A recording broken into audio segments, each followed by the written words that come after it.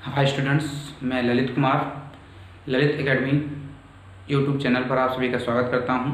आज मैं पढ़ता हूं हाई स्कूल का फर्स्ट चैप्टर रासायनिक अपक्रिया और समीकरण से रासायनिक समीकरण क्या है। आज हमारा टॉपिक है रासायनिक समीकरण क्या है। तो आप जानते हैं रासायनिक समीकरण जो आपका अपक्रियाएँ होती हैं उसमें दो चीज़ें होती हैं, एक अभिकारक होता है और एक दूसरा होता है उत्पाद। तो किसी रासायनिक अपक्रिया में भाग लेने वाले पदार्थों को अपकारक कहते हैं और फलस्वरूप निर्मित यानी अपक्रिया के फलस्वरूप जो निर्मित होता है जो पदार्थ उसे हम उत्पाद कहते हैं। तो आपको पता होना चाहिए अपकारक क्या है और उत्पाद क्या है। तो किसी भी रासायनिक अपक्रिया में जो पदार्थ भाग लेते हैं, भाग लेने वाले पदार्थ, तो भाग लेने वाले पदार्थ को हम अभिकारक कहते हैं, और अपक्रिया के फलस्वरूप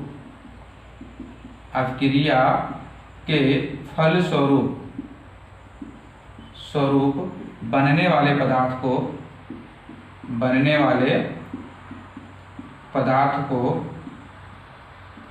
पदार्थ को उत्पाद कहा जाता है। तो दो चीज़ें विशेष ध्यान देना है हमको। अगर रासायनिक समीकरण पढ़ना है दो चीज़ें विशेष ध्यान देना है, एक अभिकारक और दूसरा उत्पाद। तो भाग लेने वाले पदार्थ को क्या कहते हैं? अभिकारक कहते हैं, और उसके बाद जो बनता है, जो निर्मित होता है, उस पदार्थ को हम क्या कहते हैं? उत्पाद कहते हैं। तो रासायनिक अपक्रिया क्या है आप जानते हैं। रासायनिक अपक्रियाएं तो दो या दो से अधिक पदार्थ आपस में संयोजित होकर के एक नए पदार्थ का निर्माण करते हैं। उस प्रक्रिया को, पूरी प्रक्रिया को हम क्या कहते हैं? रासायनिक समीकरण कहते हैं। और रासायनिक समीकरण के अंतर्गत आपका आता है रासायनिक अपक्रिया कहते हैं, और रासायनिक अपक्रिया के अंतर्गत आता है रासायनिक समीकरण। तो रासायनिक समीकरण जानते हैं, किसी रासायनिक अपक्रिया में भाग लेने वाले अभिकारक तथा उत्पादों को जिन सूत्रों या प्रतीकों के द्वारा संक्षिप्त रूप से निरूपित किया जाता है उसी को रासायनिक समीकरण कहा जाता है।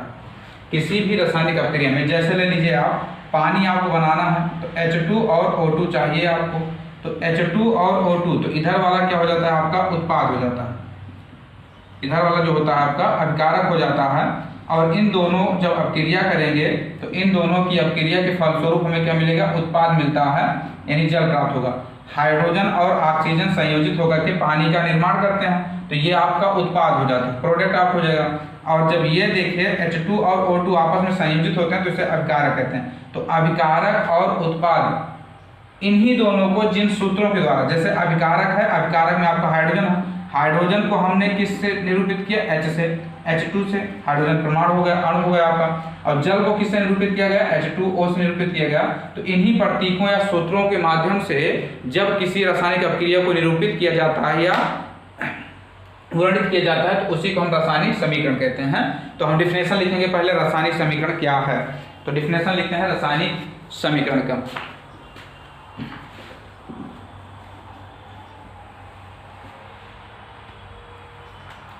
सबसे पहले आप यहाँ आपका अपक्रिया जो है डिफिनेशन हो जाएगी। किसी रासायनिक अपक्रिया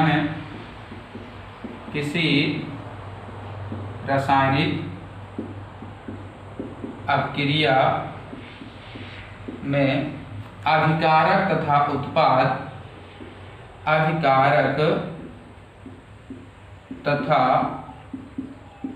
उत्पाद को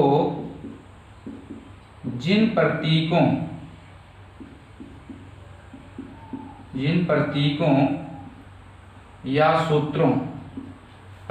या सूत्रों के माध्यम से निरूपित किया जाता है, निरूपित या प्रदर्शित किया जाता है उसे रासायनिक समीकरण कहते हैं। उसे रासायनिक समीकरण कहते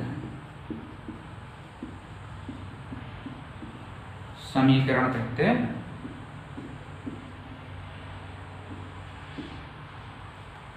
तो किसी रासायनिक अपक्रिया में भाग लेने वाले अभिकारक और उसके फलस्वरूप निर्मित होने वाले उत्पाद को जिन प्रतीकों या सूत्रों के माध्यम से निरूपित किया जाता है उन्हें हम रासायनिक समीकरण कहते हैं। आपको ऐसे भी मिल सकता है, अभिकारक हटा करके उत्पाद को हटा करके ऐसे कह सकते हैं किसी रासायनिक अभिक्रिया में भाग लेने वाले पदार्थों को जिन प्रतीकों या सूत्रों के माध्यम से संचित वर्णित किया जाता है उसे रासायनिक समीकरण कहते हैं। एग्जाम्पल आ जाइए, जैसे एग्जाम्पल आपका हो जाता है, एग्जाम्पल ले लेते हैं, जैसे हमारा हो जाता है N2 plus 3H2 sign of arrow. तो N2 आपका है नाइट्रोजन, तो नाइट्रोजन का जो प्रतीक है यहाँ पर N2 है। H2 आपका है हाइड्रोजन, H2 आपका हो जाता है हाइड्रोजन, और इससे निर्मित होता है NH3 जिसे हम कहते हैं अमोनिया, जिसे हम बोलते हैं अमोनिया। अमोनिया तो हमारा नाइट्रोजन है, हाइड्रोजन है और अमोनिया है। तो ये दोनों आपके अभिकारक हैं, ये आपके अभिकारक हो जाते हैं, और ये आपका यहाँ पर उत्पाद हो जाता है, उत्पाद। तो अभिकारक को हमने किससे निरूपित किया? N2 से, और किससे? H2 से। उत्पाद को हमने निरूपित किया NH3 से। अब अभिकारक में दो यौगिक आपके या दो अणु आपके भाग लेते हैं N2 और H2। तो N2 यानी नाइट्रोजन को हमने N2 से निरूपित किया, हाइड्रोजन को हमने किससे? H2 से, और अमोनिया यौगिक को हमने NH3 से निरूपित किया। तो ये आपका ये एग्जाम्पल हो जाता है। तो इधर आपका अभिकारक है और इधर आपका उत्पाद है। जैसे इसी प्रकार से अगर आप लेना चाहते हैं तो जैसे हम लेते हैं H2 plus Cl2 sign of arrow, तो यहाँ हो जाता है 2HCl, H2 plus Cl2 sign of arrow 2HCl। अब इसे हम कहते हैं हाइड्रोजन, इसे हम बोलते हैं हाइड्रोजन, और इसे बोलते हैं क्लोरीन, क्लोरीन। अब इसे हम बोलेंगे hydrogen, hydrogen chloride, hydrogen chloride इसे बोलेंगे। अब ये आपका हो जाता है अभिकारक, ये दोनों आपके हो जाते हैं अभिकारक, और ये आपका हो जाता है उत्पाद। तो अभिकारक को हमने किससे निरूपित किया? H2 से, और किससे? Cl2 से, और यहाँ पर जो निरूपित किया हमने वो 2HCl से निरूपित किया प्रोडक्ट को। अब इसी प्रकार से अगर देखें तो आपके सिलेबस में जो दिया है Mg प्लस O2 दिया है साइन ऑफ एरो। Mg को हमने निरूपित किया, यानी मैग्नीशियम को जो हमने निरूपित किया वो Mg से आपका है मैग्नीशियम, मैग्नीशियम। तो मैग्नीशियम का जो संकेत आपका हो गया Mg हो गया, और O2 जो आपका है ये आपका हो जाता है ऑक्सीजन, तो ये आपका ऑक्सीजन हो जाता है O2, तो ये आपका ऑक्सीजन हो जाता है। Mg और O2 मिला करके बनाते हैं MgO, जिसे हम कहते हैं मैग्नीशियम, मैग्नीशियम ऑक्साइड। तो इसे कहते हैं हम मैग्नीशियम ऑक्साइड बोलते हैं। तो ये आपको हो जाता है मैग्नीशियम ऑक्साइड। बैलेंस बराबर करना है, यहाँ 2 लगा लीजिए, यहाँ 2 लगा लीजिए। अब ये आपका हो गया अभिकारक, ये अभिकारक, और ये हो गया आपका उत्पाद। तो ये आपका अभिकारक है और उधर आपका उत्पाद है। तो वही कह रहे हैं कि अभिकारक और उत्पाद को जिन सूत्रों से, तो अभिकारक में जैसे आप जो आपका हो, और तीर अभिकारक को सदैव तीर के बाईं ओर और उत्पाद को सदैव तीर के दाईं ओर लिखा जाता है। तो ये अभिक्रियाएं नोट कीजिए, उसके बाद आगे करते हैं।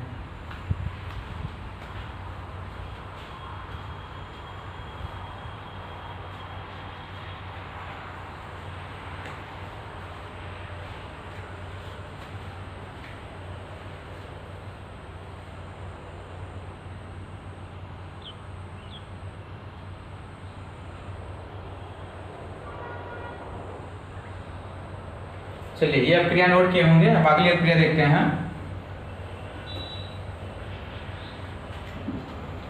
जैसे आपका है मैथन, जैसे अन्य अभिक्रिया एग्जाम्पल देखिए, जैसे मैथन है CH4, आपका ये मैथन है। मैथन का संकेत जो हुआ वो क्या हुआ? आपका CH4 होता है। मैथन का संकेत आपका CH4 है। प्लस जब मैथन को यानी प्राकृतिक गैस को क्या किया जाता है? आपका दहन किया जाता है। प्राकृतिक गैस का जब दहन करते हैं तो उसमें कार्बन डाइऑक्साइड और जलवाष्प निकलती है। तो इसका हम क्या करेंगे? दहन करेंगे। 2O2, हमेशा ध्यान देना है 2O2 को आप इस तरह लिखिएगा, नहीं 202 दिखाई देता है, तो ये आपका हो जाएगा 2O2। ये भी आपकी गैस है और इसकी अवस्था भी आपकी गैसीय है। अब CH4G है, 2O2G है। अब यहाँ जब इन दोनों को मिलाते हैं तो हमें मिलता है CO2, कार्बन डाइऑक्साइड। क्या मिलेगा? Carbon dioxide. और यहाँ जो मिलेगा देखिए 4 हाइड्रोजन है यहाँ पर, और 4 हाइड्रोजन को हम लिखते हैं 2H 2 लिखेंगे, और 2 दूना 4 ऑक्सीजन था, यहाँ 2 लग गया, 2 बचा आपका, यहाँ 2 लग जाएगा। अब CO2 क्या है, कार्बन डाइऑक्साइड है, तो इसे लिखेंगे हम कार्बन डाइऑक्साइड,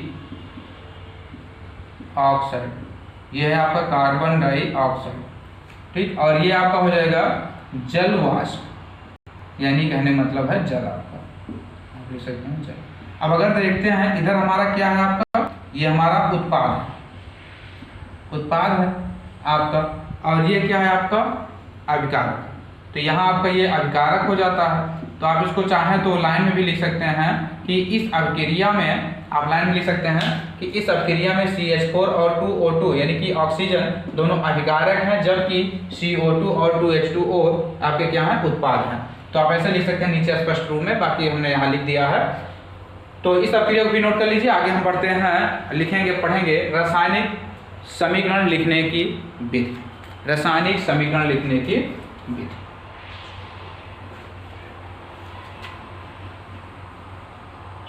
चलिए आगे देखते हैं हम।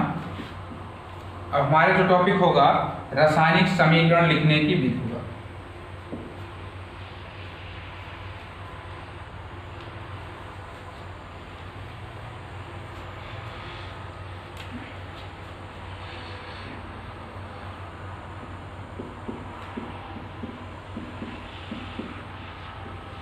रासायनिक समीकरण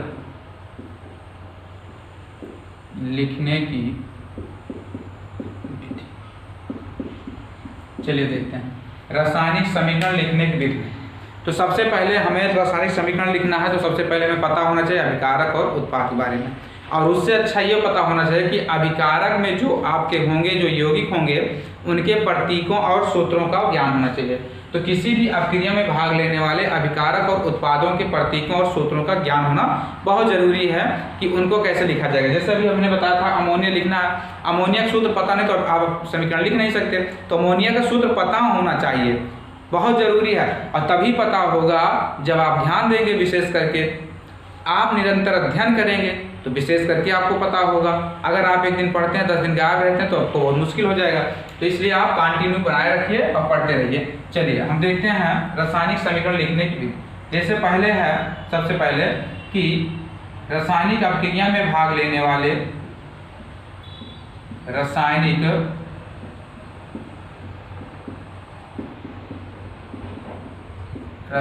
अभिक्रिया में भाग लेने वाले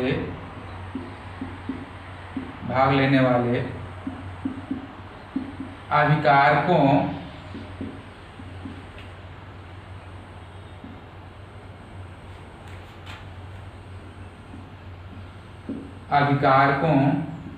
तथा उत्पादों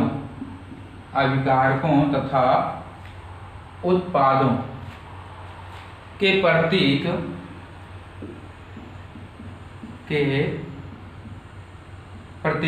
मतलब उनके अणुसूत्र, कोई भी, जैसे हमने बताया ना अभी अमोनिया का सूत्र क्या होता है, NH3, तो इसका अणुसूत्र अमोनिया का सूत्र क्या है, NH3 है। तो इसका पता होना चाहिए क्या है हमारा ये। अगर हमको ये नहीं पता है तो हम समीकरण को लिख नहीं सकते। तो हमने लिखा अभिकारकों तथा उत्पादों के प्रतीक का ज्ञान होना चाहिए, ज्ञान होना चाहिए। ये आपका फर्स्ट पार्ट होता है। अब अभिकारकों और उत्पादों के अणुसूत्रों का ज्ञान होना बहुत जरूरी है। अब हमें देखना है कि अभिकारक और उत्पाद को कैसे लिखा जाता है। तो अभिकारकों आप लिख सकते हो कि रासायनिक अभिक्रिया में अभिकारक तथा उत्पाद के मध्य, रासायनिक अभिक्रिया में अभिकारक तथा उत्पाद के मध्य तीर या बराबर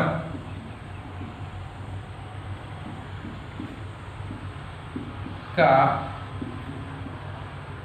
चिन्ह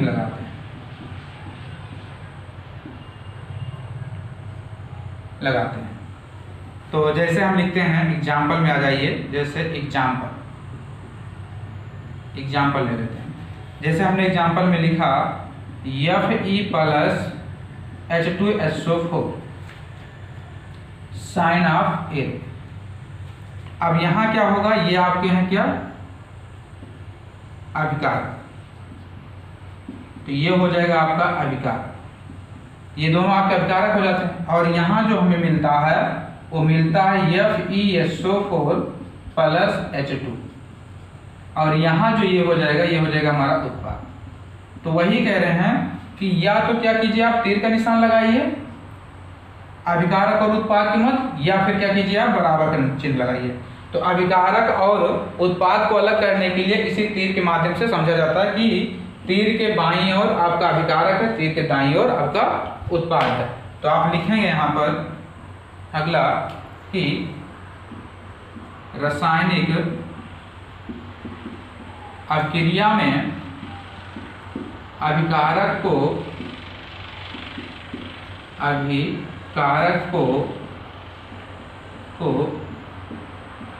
तीर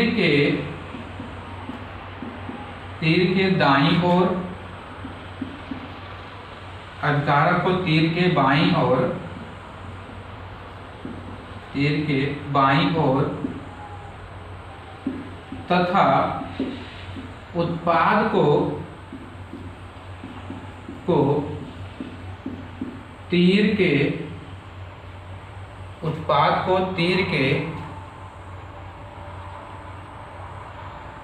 दाईं ओर लिखा जाता है, दाईं ओर लिखा जाता है। तो ये बातें आती हैं आपकी, और जिसे नोट करना हो नोट कीजिए, फिर आगे 2-3 स्टेप और हैं उनको लिख देते हैं।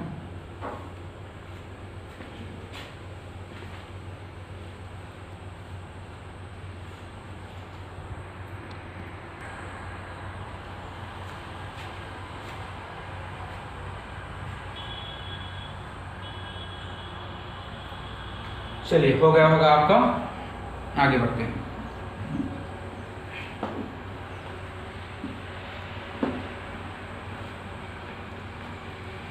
अब देखिए, यदि अभिकारक एक से ज्यादा हो, यदि अभिकारक या उत्पाद एक से ज्यादा हो तो उनके मध्य में सदैव प्लस का चिन्ह लगाते हैं, धन का चिन्ह लगाते हैं।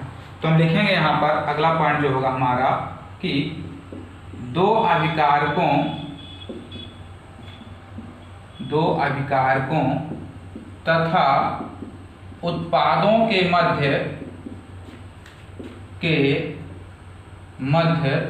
सदैव धन चिन्ह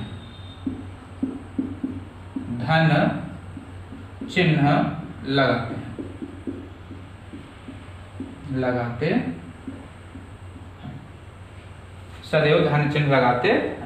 जैसे आपका हो जाए कि CuAgNO3।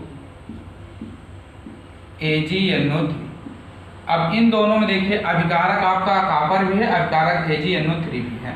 तो इन दोनों के बीच में अगर हम देखें तो हमने किसका चिन्ह लगाया, प्लस का चिन्ह लगाया है, यहाँ पर प्लस का चिन्ह लगा है। तो कॉपर और AgNO3 के मध्य में प्लस का चिन्ह, जब इनकी अभिक्रिया कराएंगे तो ये मिलेगा हमें AgCu और NO3 का होल ट्वाइस +2Ag। अब देखिए यहाँ पर अगर देखेंगे तो उत्पाद भी दो है, कॉपर नाइट्रेट और आपका Ag, तो इनके मध्य में भी क्या है आपका प्लस का चिन्ह लगा है। इसे हम कहते हैं कॉपर और इसे कहते हैं सिल्वर नाइट्रेट, और इसे कहते हैं कॉपर नाइट्रेट और इसे कहते हैं सिल्वर। तो आपका ये हो जाता है CuNO3 का होल ट्वाइस और Ag। तो दो ये आपके अभिकारक हैं, दोनों अभिकारकों के मध्य में प्लस का चिन्ह और दोनों उत्पादों के मध्य में भी क्या है आपका प्लस का चिन्ह लगाते हैं। और ध्यान देना है हमको, किसी भी रासायनिक अभिक्रिया में सदैव अणु को हम क्या लिखते हैं, सदैव जो आपका अभिकारक होगा या पदार्थ होगा उसे अणु के रूप में लिखेंगे। अगला आपका हो जाएगा कि रासायनिक अभिक्रिया में रासायनिक अभिक्रिया में पदार्थ को सदैव अणु के रूप में लिखते हैं, अणु के रूप में लिखते हैं, रूप में लिखते हैं। जैसे एग्जाम्पल अगर लेते हैं हम, तो एग्जाम्पल में आपका आ जाता है, जैसे हाइड्रोजन को लिखना है तो हमेशा H2 के रूप में लिखेंगे। अगर हम H के रूप में लिखते हैं तो H एक आपका परमाणु है, तो इसे परमाणु के रूप में नहीं लिखते हैं, क्योंकि ये कभी भी आपका H के रूप में नहीं होगा, ये सदैव क्या होगा, H2 के रूप में होगा। तो H2 जैसे N2 जैसे Cl2 जैसे O2, ये सभी आपके क्या हैं, एक अणु के रूप में ही होंगे आगे। अब जैसे कुछ होते हैं एक परमाणविक होते हैं, तो एक परमाणविक को हम क्या करते हैं, उनके प्रतीकों के माध्यम से ही दिखाया जाता है, दर्शाया जाता है। तो जैसे आपका हो जाता है, आपका जो है एक परमाणु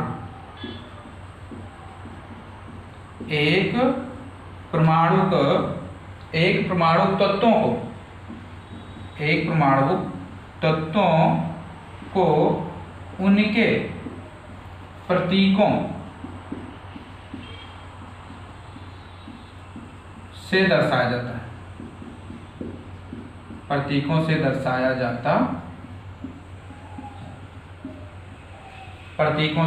जाता है। जैसे आप आज एग्जाम्पल ले लीजिए, जैसे आपका हो जाता है, जैसे हमें सोडियम लिखना है, तो सोडियम को जैसे सोडियम लिखना है तो सोडियम को हम Na से ही निरूपित करेंगे, Na2 नहीं होता। और अधिकतर देखिए जितनी भी धातुएं हैं उनको एक परमाणु के रूप में ही निरूपित किया जाता है, और जो अधातुएं हैं उनको लगभग क्या है आपका कि द्विपरमाणु के रूप में निरूपित किया जाता है, यानी अणु के रूप में निरूपित किया जाता है, कुछ को छोड़ करके बस। बाकी लगभग जैसे हैं, जैसे सोडियम हुआ, कैल्शियम हो जाता है आपका कैल्शियम, तो कैल्शियम को Ca से निरूपित करते हैं। जैसे आयरन की बात कर लें हम, आयरन, तो आयरन को हम Fe से निरूपित करते हैं। इसी प्रकार से जितने भी एक परमाणु हैं उन सभी को हम क्या करते हैं कि उनके संकेतों के द्वारा निरूपित करते हैं। तो ये आपका था रासायनिक समीकरण लिखने की विधि।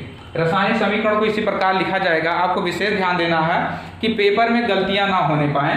अगर पेपर में गलतियां होती हैं तो वहाँ आप सुधार नहीं कर सकते, सुधार यहीं करना है। आप एग्जाम के टाइम सुधार नहीं कर सकते, आपको सुधार करना है तो यही करना है।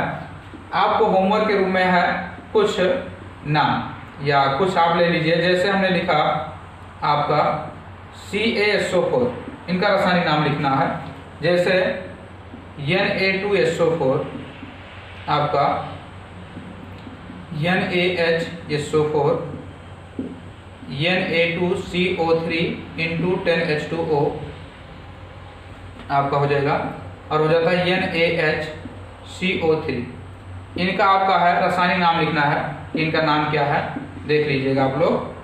तो अब आपको मिलेंगे हम नेक्स्ट वीडियो में, तब तक के लिए आप सभी को मेरा नमस्कार।